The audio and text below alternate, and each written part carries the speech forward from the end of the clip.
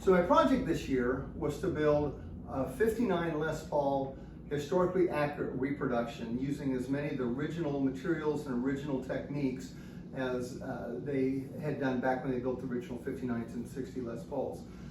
Starting off with a plank of wood I got 25 years ago in 2000. It was 18 inches wide by 16 feet long and about a little over 2 1/4 inches thick. And this is one of the last wood blanks from that. I got both the body and the neck cut from that. For the fingerboard, the original Les Pauls had Brazilian rosewood fingerboards. I've got a Brazilian rosewood fingerboard here with the site's certification, so it's certified Brazilian rosewood. And I've got, for the headstock, very thin veneer of holly, which is what they used on the original headstocks. And a couple of my suppliers, I found a really nice piece of flame maple for the top. From some of the other materials, I'm using Royalite for the binding. It's not a very good plastic. It's been replaced by cellulose. The Royalite can do off-gassing. It's a little bit reactive. It can shrink and it can crumble over many, many years, but it is what they originally used. So I've got the Royalite binding. I've got the original inlay material, which is cellulose nitrate from Mazzocchilli in Italy. They were the original manufacturers.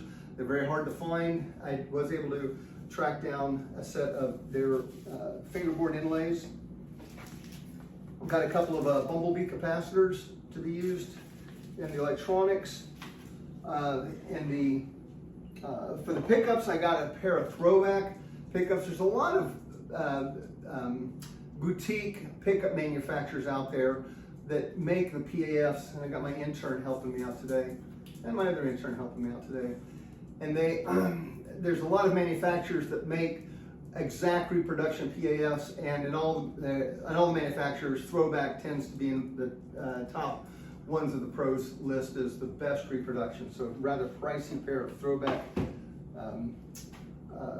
PAF style pickups. I've got the, I think it's 19 gauge wire used for the grounding wire. Got a set of that.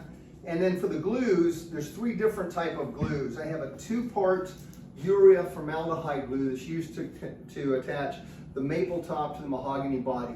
And this is what Ted McCarty, who was the president of Gibson, he called this radio glue.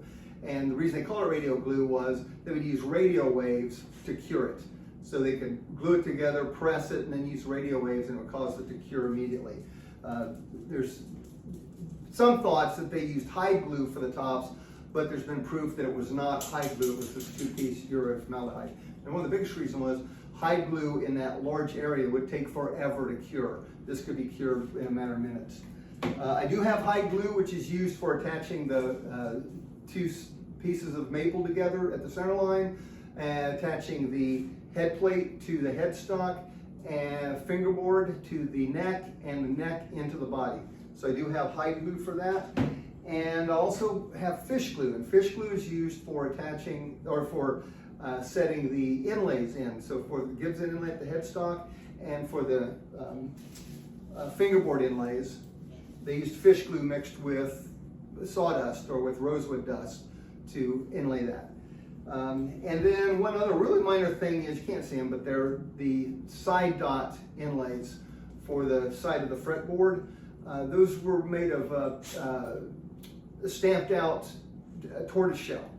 They're not black, they're red. So you got some tortoiseshell stamps for that. So these are the materials that will allow you to make a fully authentic 59 reproduction.